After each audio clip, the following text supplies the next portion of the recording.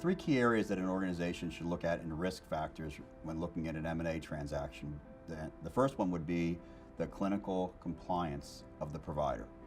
The second would be the status of the seller and what would be left of the organization post-transaction. And the third would be the people, the management team, and the referral sources related to the transaction. So the first area we want to focus on is the clinical compliance of the provider. So there's not always an issue in fraud. It may be the level of complexity of the seller. When you look at overall fraud, it means somebody's intending to do something wrong. The regulations are so complex these days when you look at home care transactions and hospice transactions. It could be just the lack of knowledge of an unsophisticated provider that creates the problem in the compliance area related to the transaction. The second area is related to the status of the seller. The status of the seller is important because if you're looking at an organization that has a deep pocket, say a large health system or a private equity fund, they may have the ability to put indemnification past the transaction compared to a smaller provider, a mom and pop provider that's going to have very little in their bank once they go through it, or they may leave the country or decide to spend the money. There's nothing to go back on if there's an issue in the transaction. The last area to be concerned with is the people related to the transaction. So the management team, will the management team stay? Will they want to leave as part of the transaction?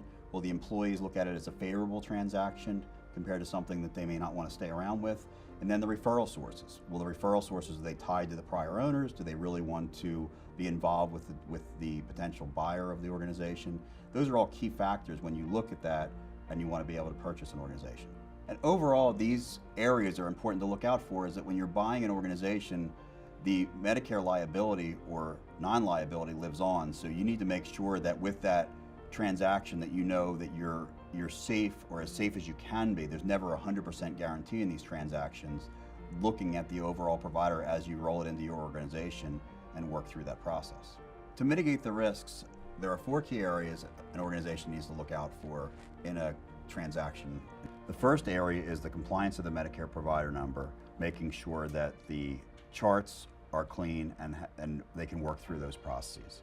The second being the management team and the effectiveness of that management team.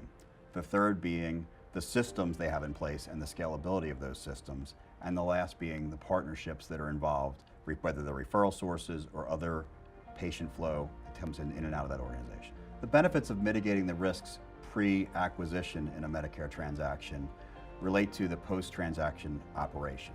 When you don't identify the key risks factors prior to a transaction, you end up spending a lot of your time and resources working through defense of operations or defense of audits. Whereas when you go through and identify these pre-transaction, you can go through and identify and fix items so that you don't spend time and effort, and you can work on growing the business that you purchased.